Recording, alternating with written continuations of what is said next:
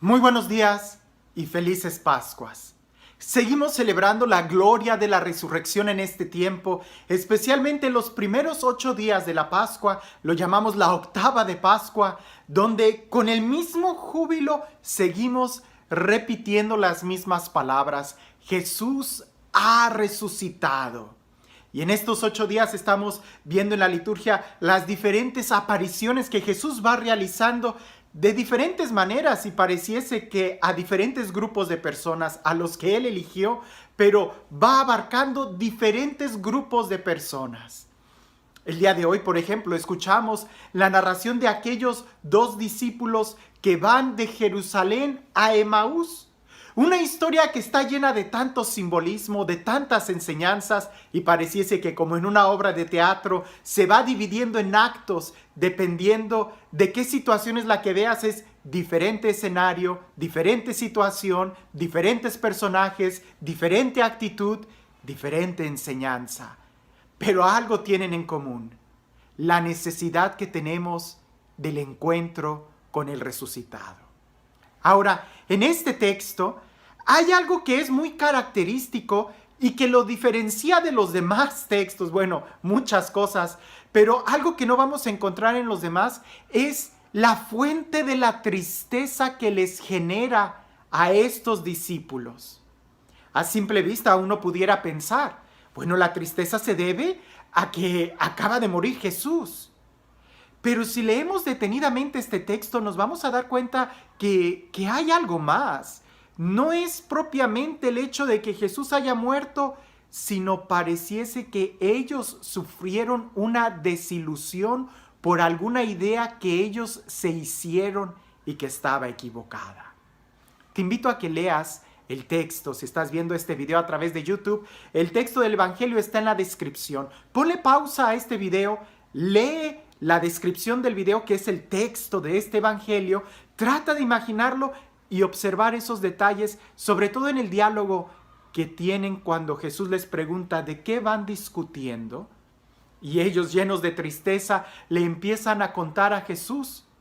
Fíjense, llenos de tristeza le empiezan a contar a Jesús que aquel a quien ellos habían visto como un hombre acreditado de Dios con señales y prodigios, fue apresado por los sumos sacerdotes, lo crucificaron y que ellos creían que Él era el que iba a liberarlos, que Él era el libertador.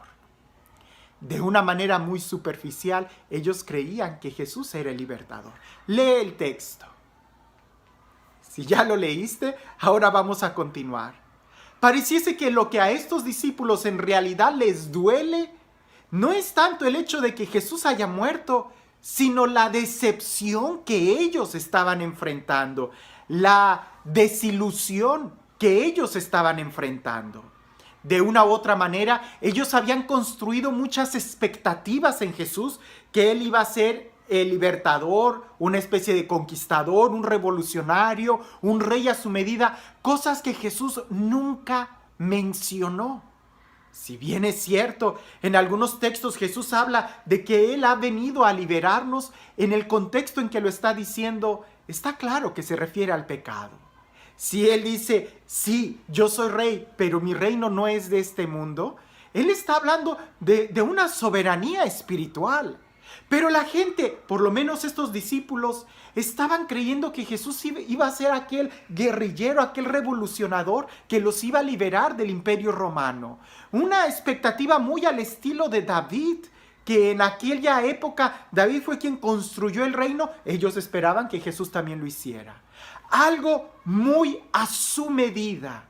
Una expectación, una ilusión, algo que ellos estaban construyendo y no que Jesús les estaba diciendo. Si nosotros pudiéramos observar nuestro corazón con detenimiento, nos daríamos cuenta que los dolores más grandes que nosotros tenemos en la vida no son tanto las heridas que los demás nos hacen, sino más bien las expectaciones que nosotros nos creamos sobre los demás y que al momento en que nos fallan, se nos derrumba. Lo que nos duele no es que la persona nos haya fallado, sino que la pusimos en un pedestal y que cuando se haya caído nos ha desbaratado todo lo que nosotros construimos esperando en esa persona. Ya sea un amigo, ya sea las expectaciones que tú tuviste en un amigo de que él nunca me va a traicionar, él va a ser fiel, yo confío totalmente en él y él es un ser humano como tú. En el momento en que falla o que veas un error, un defecto en él, te duele, te lastima. Cuando creas un negocio y que pones toda tu fe, tu esperanza en ese negocio y que no prospera, te sientes defraudado. No tanto porque el negocio no haya funcionado, sino por los castillos que empezaste a construir. En una relación, cuando estás enamorándote de alguien y que lo empiezas a idealizar, lo que te duele no es que la persona tenga defectos, sino que tú creías que no los tenía.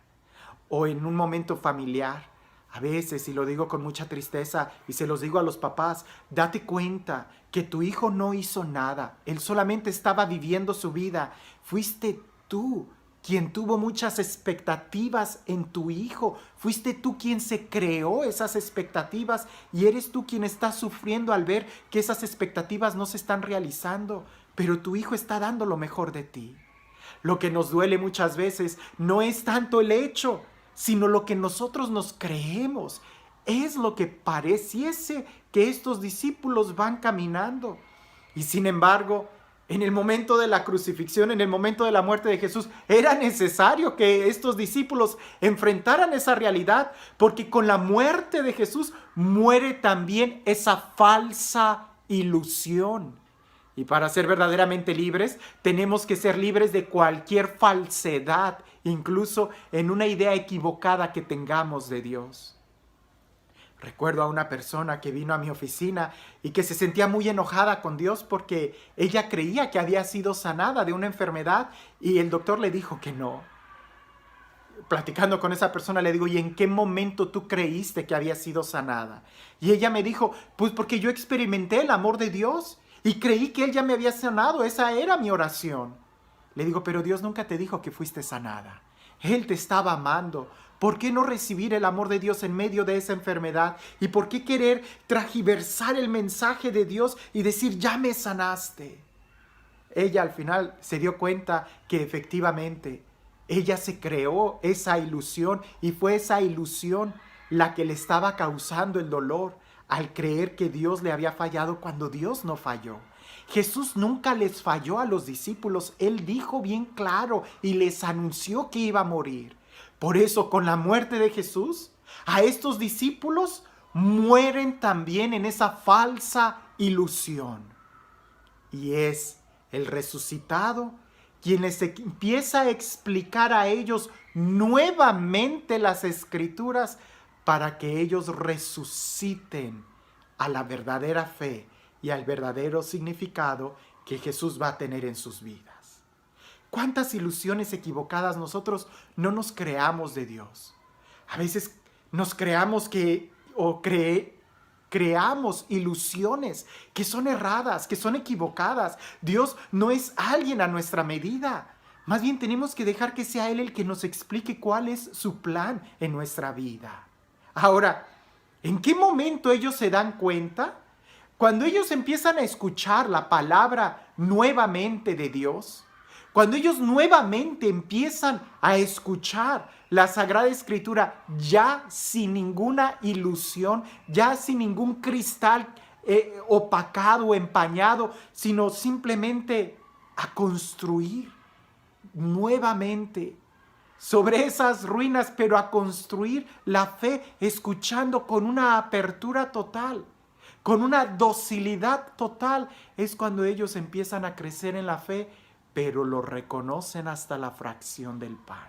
Y es en la fracción del pan donde ellos se dan cuenta que Jesús es el que se da en alimento, que para que el pan sea comido tiene que ser fraccionado, que para que el pan pueda ser entregado a los demás tiene que ser fraccionado. Y ahí reconocen a Jesús en ese gesto que se da como alimento, que se da como comunión, que tiene que darse como una donación a los demás, que tiene que morir a sí mismo.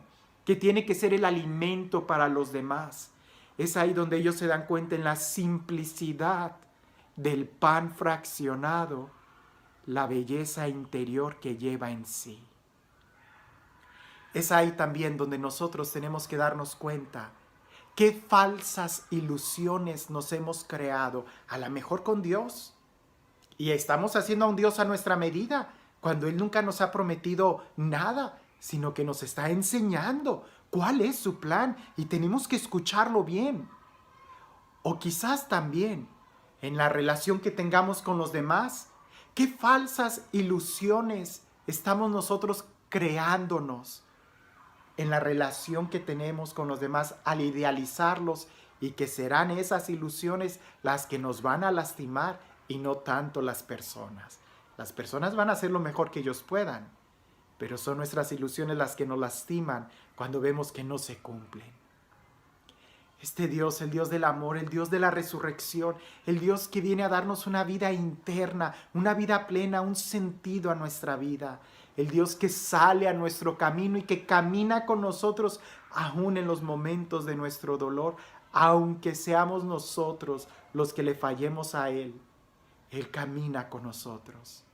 Que sea Él, el Dios que se nos da como alimento en cada fracción del pan, quien el día de hoy nos bendiga. En el nombre del Padre, del Hijo y del Espíritu Santo. Junto con la muerte de Jesús, estos discípulos tenían que morir a esas falsas ilusiones, para que el resucitado les resucitara en ellos la verdadera fe y el verdadero encuentro con Jesús. ¿Qué falsas ilusiones nosotros nos estamos creando de Dios al hacerlo a nuestra medida? ¿Y qué es verdaderamente lo que Él nos está pidiendo a nosotros? Aunque sea Pascua, Él nos sigue pidiendo tomar la cruz de cada día y seguirlo. Porque es en el momento en que nosotros seamos capaces de fraccionarnos y darnos a los demás, cuando entenderemos el verdadero significado de la comunión y del resucitado. Que tengas un excelente día.